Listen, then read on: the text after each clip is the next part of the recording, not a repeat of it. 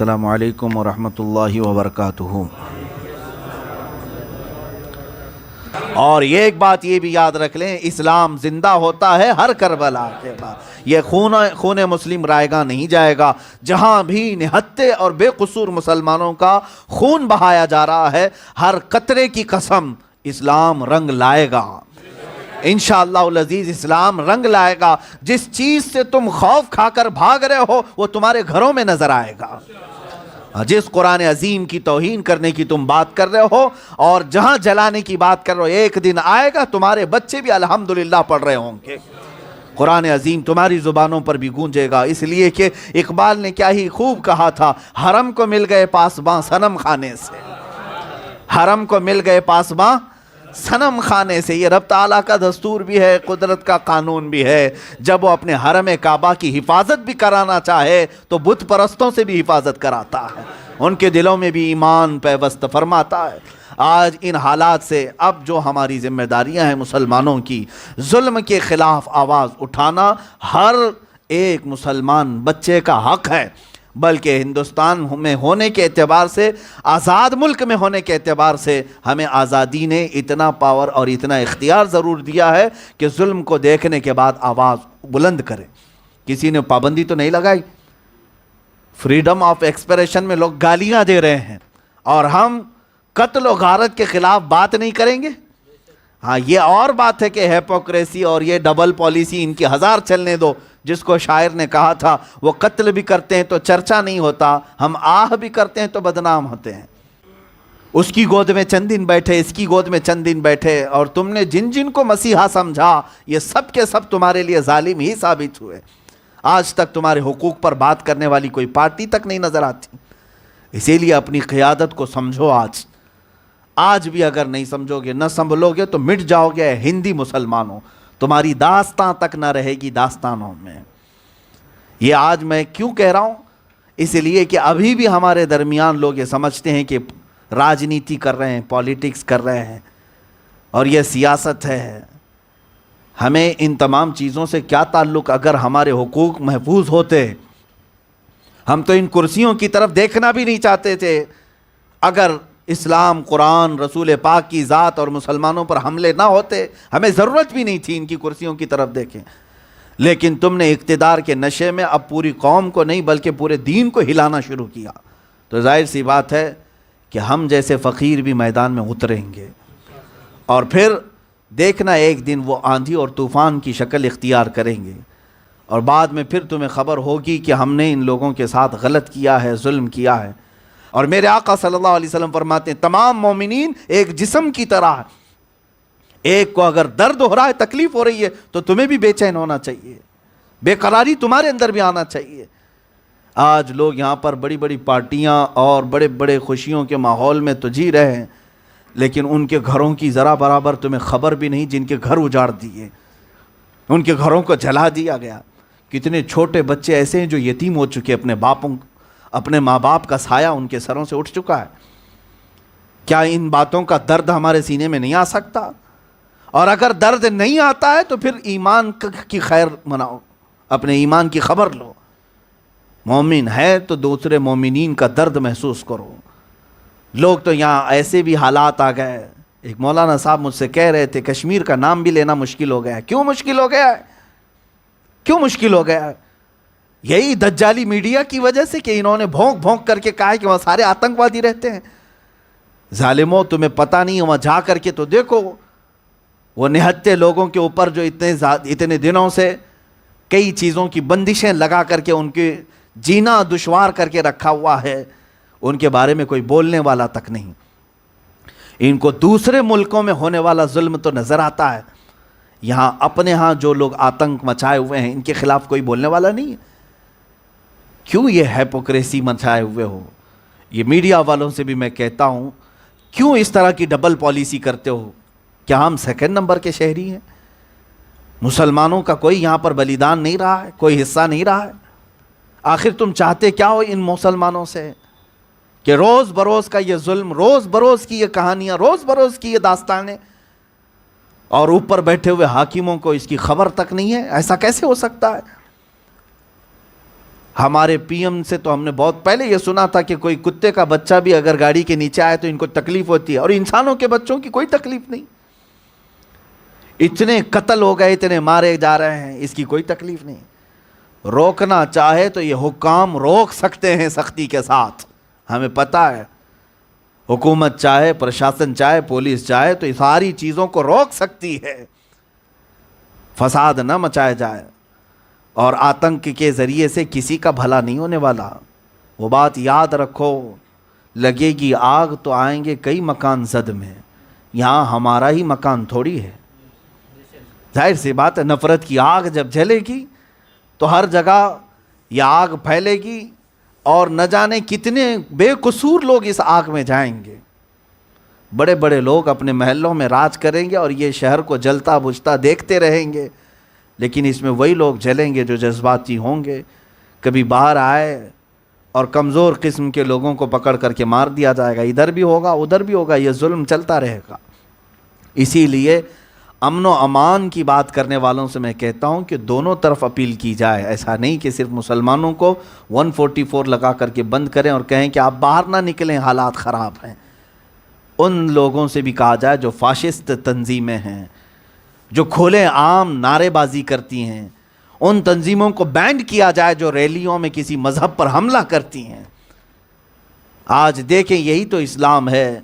ان خبیثوں کے اتنے بھونکنے کے بعد میرے نبی کی شان میں کہیں سے کوئی آپ نے ان کے مقدسات کی توہین کرتے ہوئے کسی کو سنا؟ آپ نے کہیں کسی مسلمان ذمہ دار نے، کسی عالم نے، یا کہیں سے کسی بھی بڑے حاکم نے کہ ان کے بھی دیوی دیوتاؤں کو بولو، خداؤں کو بولو، کتابوں کو بولو، کہیں آپ نے سنا؟ یہ اسلام ہمیں سکھاتا ہے، لا تسبوا الذین یدعون من دون اللہ۔ اللہ قرآن میں فرماتا ہے جو اللہ کو نہیں چاہتے، اللہ کو نہیں پکارتے، ان کو گالی مت دو، پلٹ کر کے وہ اللہ کو گالی دیں گے۔ ہمارا یہ مزاج ہی نہیں رہا ہے۔ زبان تو اللہ نے ہمیں بھی دی ہے، تمہیں بھی دی ہے۔ تم نعرہ لگا کر کے دوسروں کے دلوں کو چھلنی کر کے سمجھتے ہو، بلکہ تم اپنی حیثیت اور حقیقت بتاتے ہو کہ تم حرام الدہر ہو، تمہارا نطفہ ناپاک ہے۔ اس لیے کہ کوئی بھی ضمیر رکھنے والا آدمی، تمہیں لڑنا ہے کسی کی ذاتیات سے لڑو، ہمارے سے۔ کسی نے تمہاری پراپرٹی ہڑپ لی ہے، کسی نے جائیداد قبضہ کیا ہے، جاؤ اس پر کیس کرو، مقدمہ کرو، اس سے جو لڑنا ہے لڑو۔ لیکن یہ کیا بات ہے کہ کہیں سے کروڑوں مسلمانوں کے دلوں کو چھلنی کیا جائے، ان کے مقدسات کی توہین کی جائے۔ ہمیں یہ بات سمجھ میں نہیں آتی۔ ڈپارٹمنٹ والے ہم سے کہتے ہیں کہ آپ یہ سب باتیں نہ کہو، ہم دیکھ رہے ہیں، ہم تو دیکھ رہے ہیں، کب سے دیکھ رہے ہیں، سب کر کے دیکھ لیا، آپ نے صرف لالی پاپ دیا اور کچھ بھی نہیں دیا اب تک۔ ہاں دیکھا ہے کہ جو بھی گستاخ ہے اس کے خلاف جا کر کے ایک دو نہیں کئی جگہ پر ایف آئی آر ہوئی، کمپلینٹ کیے گئے۔ مجھے بتائیں یہ کیا ایکشن لیا گیا ہے؟ کہیں لیا گیا ہے؟ وہ ظالم و درندے ابھی بھی دندناتے ہوئے گھوم رہے ہیں، اور گرفتاری کی تلوار تو ہماری گردن پر لٹکی ہوئی ہے۔ آپ کیوں بولے؟ اور جو لوگ احتجاج کیے وہ بھی جا کر کے آ گئے اندر، اور یہ سارا آتنک مچانے والے ابھی بھی کھلے گھوم رہے ہیں۔ اور پھر ہم سے یہ کہا جاتا ہے کہ آپ یہ سب سوشل میڈیا پہ مت بولیں، ماحول خراب ہوتا ہے۔ جواب دینے سے ماحول خراب ہو رہا ہے۔ آپ یہ چاہتے ہیں کہ ہم سب سہ کر کے چوڑیاں پہن کر کے بیٹھے رہیں گھروں پہ، اور تم گالیوں پہ گالیاں دیتے جاؤ۔ میرے عزیزو، کچھ تو بدلاؤ کی ضرورت ہے۔ میں ان تمام مسلمانوں سے کہتا ہوں جن کے نزدیک اسلام پیارا ہے، قرآن پیارا ہے، اللہ اس کے رسول پیارے ہیں، تو اپنے حقوق کم سے کم اتنے تو مانگو کہ تم جو لوٹنا ہے میرے گھر کو لوٹ لیا، میری تمام عزتوں سے کھیل لیا، مگر میرے نبی اور میرے خدا کی عزت سے نہ کھیلو۔ میں اپنی جانب سے تو یہ کہتا ہوں کہ اگر کسی کو ان لوگوں سے، اگر کسی کو میرے جسم کی ضرورت ہے تو وہ لے لیں، جس طرح سے بھی تم کرنا چاہتے ہو کرو، لیکن اتنا ضرور ہمیں گارنٹی دلا دیں کہ تمہیں قتل کرنے اور ختم کرنے کے بعد ایک قانون بن جائے گا کہ اللہ اس کے رسول کو کوئی گالی نہیں دے گا۔ میں خوشی سے اپنے آپ کو سپرد کرتا ہوں۔ اللہ اس کے رسول صلی اللہ علیہ وسلم اور قرآن عظیم اسلام کے خلاف نہیں بولا جائے گا، اس کے ضمن میں ہمارے جسم کیا، ہماری گردنیں بھی تیار ہیں۔ لیکن یہ بعض بار روز بروز یہ جو ہو رہا ہے، اس کے لیے سر جوڑ کر کے فکر کرنے کی ضرورت ہے۔ ان سیاسی رہنماؤں سے بھی میں کہتا ہوں اللہ نے تمہیں جو کرسی دی ہے جس طرح بٹھایا ہے اسی طرح اتار بھی سکتا ہے۔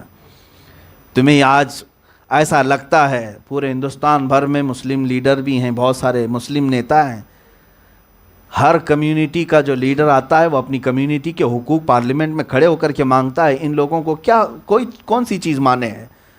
کیا آپ اتنا سوال نہیں کر سکتے کہ ان آتنکیوں کو روکا جائے؟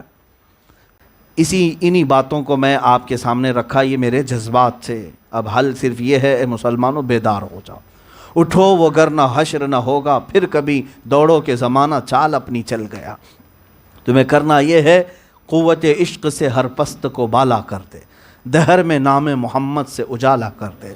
جن کو تکلیف ہے یا وہ جتنی گستاخی کرے اتنی بار اب اس سے زیادہ ہم میرے آقا صلی اللہ تعالیٰ علیہ وسلم کا چرچا ہر جگہ کریں گے، رہے گا یوں ہی ان کا چرچا رہے گا، پڑے خاک ہو جائیں جل جانے والے، ہاں خاک ہو جائیں عدو جل کر، مگر ہم تو رضا، دم میں جب تک دم ہے ذکر ان کا سناتے جائیں گے، دم میں جب تک دم ہے ذکر ان کا سناتے ہیں۔ اب ہم کثرت سے میرے مصطفیٰ کا ذکر کریں گے، ان کی تعلیمات کو ہر جگہ روشن کریں گے۔ یہ ٹھان لے مسلمان اور اپنے اخلاق کو سنوار لے کہ اب میں پہلے بولتا تھا حضور کے اخلاق اچھے تھے، حضور کی عادتیں اچھی تھیں، اب عمل کر کے دکھاؤں گا کہ حضور کی سنتیں ایسی تھیں۔ کیا اس بات کا عہد کرتے ہیں کہ ہم اپنے رسول پاک صلی اللہ تعالیٰ علیہ وسلم کے اعمال، اخلاق اور ان کی سنتوں کے ترجمان بن کر کے جائیں گے؟ یہ ایک بات یاد رکھ لیں، مصطفیٰ کریم صلی اللہ تعالیٰ علیہ وسلم کے دیوانے کبھی کم نہیں ہوں گے۔ ہاں، ایک شاعر نے کہا ہے مصطفیٰ کے دیوانے کم کبھی نہیں ہوتے، ایک چراغ بجھے گا 100 چراغ جلتے ہیں، ایک چراغ بجھاؤ گے 100 چراغ جلتے ہیں۔ انشاءاللہ العزیز آج یہ تمام مسلمانوں کے لیے میسیج ہے، وہ اپنے اخلاق و کردار، اپنے اعمال کو حضور پاک کی سنتوں میں ڈھال لیں اور پھر ترجمان بن جائیں، پھر دیکھنا اللہ تبارک تعالیٰ کی مدد بھی آئے گی، کیونکہ اس نے وعدہ کیا قرآن پاک میں، کان حقا علینا نصر المؤمنین، اللہ فرماتا ہے ہم نے اپنے اوپر لازم کر لیا ہے، مدد کریں گے تو ایمان والوں کی مدد کریں گے، ہمیں اب ان کی کسی کی مدد کی ضرورت نہیں، اللہ کی مدد آئے گی انشاءاللہ۔ رب تبارک و تعالیٰ جہاں مدد نازل کرے گا وہ کس انداز سے آئے گی، کہاں سے آئے گی، تم سوچ بھی نہیں سکو گے۔ ہاں، کبھی نہ ہم اپنی تعداد پر دیکھیں گے، نہ اسباب کی طرف دیکھیں گے، نہ ہم اپنے گھر بار، نہ اپنے سیاست اور تخت و تاج کی طرف دیکھیں گے، ہماری نظر صرف اور صرف اس رب کعبہ کی طرف ہوگی جو ابابیل کو بھیج کر کے ابرہا کو بھی ختم کر سکتا ہے، جو فرعون کو دریائے احمر میں غرق کر سکتا ہے، پانی کے ذریعے سے ہلاک فرما سکتا ہے۔ اس رب ذوالجلال کی بارگاہ میں ہی ہمارا سارا معاملہ ملتجی ہو جائے، اسی کی طرف التجا بھی کریں۔ اے رب قدیر، تو نے جب ظالموں کو مچھروں سے ہلاک کیا ہے اور خدائی کا دعویٰ کرنے والے کو پانی سے ہلاک کیا ہے، کعبہ ڈھانے والے کو ابابیل چڑیوں سے ختم کیا ہے، اور ظلم اور آتنک مچانے والے کو کسان کے 2 بچوں سے ختم کیا ہے، اے الہ العالمین، آج اگر ہمارے اعمال میں کمی ہے تو ہم توبہ کرتے ہیں، اگر ہمارے اخلاق میں خرابی آئی ہے، بلکہ آئی ہے، مولا ہم اپنے برے اخلاق اور اپنے برے اعمال سے توبہ کرتے ہیں، ہم تیرے حبیب پاک کے دامن میں پھر سے آتے ہیں، ان کے قدموں سے لپٹتے ہیں۔ مولا تو جیسے پہلے مدد نازل کرتا تھا، اس امت پر دوبارہ مدد نازل فرما۔ امت مصطفیٰ آج قسم پرسی کے عالم میں ہے مولا، یہ کہاں جائیں، کدھر جائیں، کس کو اپنا غم سنائیں، کس کے دربار میں اپنے دکھڑے بیان کریں۔ الہ العالمین، تیرے دربار کے علاوہ کوئی دربار ہمارے پاس نہیں ہے، ہماری ساری چیزیں تباہ و برباد کی جا رہی ہیں، ہماری خانقاہیں ہیں چپ کرا دی جا رہی ہیں، ہمارے علماء کی زبانیں کھینچی جا رہی ہیں، اور کئی ایسے علماء جو حق بولتے تھے ان کو جیلوں میں بند کر کے رکھا جا رہا ہے۔ اے رب قدیر، اب تو تیری مدد آ جائے، اب تو تیری مدد آ جائے۔ الہ العالمین، تیرے حبیب پاک کی امت پر ظلم بہت بڑھ چکا ہے، نہتے مسلمان ان چھوٹے بچوں کا واسطہ مولا جو بچپن میں ہی ابھی کھلنے سے پہلے مرجھا گئے، ان ظالموں نے چھوٹے چھوٹے بچوں کو خون میں نہلایا ہے، اور کئی وہ بچے ہیں جن کے آنکھوں کے سامنے ان کے باپ کے لاشیں جا رہے ہیں، ان کی ماؤں کی جنازے اٹھائے جا رہے ہیں۔ ان دکھی درد والے دلوں کے سہارے مولا ان یتیموں کا واسطہ لے کر تیرے دربار میں دعا کرتا ہوں، تو اب تو مدد نازل فرما۔ اے کریم خدا، غیب سے تو مدد نازل فرما، ان ظالموں کو کیفر کردار تک پہنچا دے، جنہوں نے تیرے حبیب پاک کی شان میں گستاخی کرنے کو اپنی زندگی کا مقصد بنا لیا ہے۔ مولا ایسی سزا بھیج کے عبرت کا نشان بن جائے۔ اے اللہ، زمین کو ان کے لیے پھاڑ دے، ان کے چہروں کو جلا کر خاکستر فرما۔ اے قدیر و جبار خدا، ہمارے دل چھلنی چھلنی ہو جاتے ہیں مولا، بار بار تیرے نبی کی شان میں گالیاں سن سن کر کے جینا ہمارا دشوار ہو چکا ہے۔ اے رب ذوالجلال، زہر کھاتا تیرے ارشاد نے کھانے نہ دیا، زہر کھاتا تیرے ارشاد نے کھانے نہ دیا۔ مولا ہمارے کان اب تک سلامت رکھے تیرے حبیب پاک کی گالیاں سن کر کے بھی، ہماری آنکھیں اب بھی دیکھ رہی ہیں ان ظالموں کے ظلم کی داستانیں دیکھ کر کے، خون میں لت پت لاشیں دیکھ کر کے بھی مولا مجبور و بے بس ہو گئے ہیں، کچھ نہیں کر سکتے۔ اس لیے تیری بارگاہ میں کل بھی ہم ملتجی تھے، آج بھی تیرے ہی دربار میں لو لگا ہیں، اور پھر میں یہ عرض کرتا ہوں مولا، تجھ سے جو منہ چھپائیں تو کریں کس کے سامنے،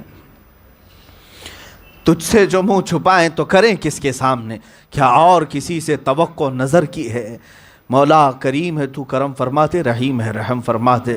اے رب ذوالجلال، تجھے رسول پاک کے چہرے والضحیٰ کی قسم، مولا تجھے رسول پاک کی زلف معمبری کا واسطہ، حسنین کریمین کی شہادتوں کا واسطہ، اے الہ العالمین امت مصطفیٰ پر رحم کی بارشیں نازل فرما، کرم کی بارشیں نازل فرما۔ تریپورہ کے جو مسلمان نہتے مولا ظلم کا شکار ہو چکے، مولا ان کے لیے غیب سے مدد نازل فرما۔ فلسطین، افغان، عراق، یمن، شام، کشمیر، برما، سب جگہ کے مولا مظلوموں کی تو مدد فرما۔ اے اللہ تو مظلوموں کی مدد فرما۔ تیرے نبی پاک نے فرمایا مظلوم کی آہ کو مولا جلدی سنتا ہے۔ اے رب ذوالجلال، آج ہم سے زیادہ مصیبت میں کون ہے اور تجھ سے زیادہ رحم کرنے والا کون ہے؟ اے کریم خدا، تیرے دربار میں ہم عاجزی کے ساتھ آج ہاتھ پھیلاتے ہیں۔ اگر یہ ہمارے برے اعمال کی شامت ہے، ہمارے گناہوں کی سزا ہے، اور مولا یہ ہماری بدکاریوں کی وجہ سے عذاب ہے، تو توبہ کرتے ہیں مولا، ہم سب کے گناہوں کو معاف کرتے۔ ہم تیرے دربار میں پلٹ آتے ہیں، تو نے فرمایا وَتُوبُوا إِلَى اللَّهِ جَمِيعًا أَيُّهَا الْمُؤْمِنُونَ لَعَلَّكُمْ تُفْلِحُونَ۔ تو نے تو فرمایا اے ایمان والو، تم سب کے سب مل کر کے اللہ کی بارگاہ میں توبہ کرو، مولا تمہیں کامیاب کرے گا۔ اے رب ذوالجلال، ہم تیرے بارگاہ میں توبہ کرتے ہیں۔ استغفر اللہ ربی من کل ذنب واتوب الیہ۔ مولا ہماری توبہ کو قبول فرما لے، ہماری توبہ کے بعد تو اپنے رحم کے دروازے کھول دے، اپنے کرم کے دروازے کھول دے۔ مولا ہم سب کو امن و امان کی زندگی عطا فرما، فتنہ شرانگیزی پھیلانے والے فسادیوں کو تو ہلاک و برباد فرما۔ مولا ہماری دعاؤں کو رسول پاک صلی اللہ علیہ وسلم کے نالین کے صدقے قبول فرما۔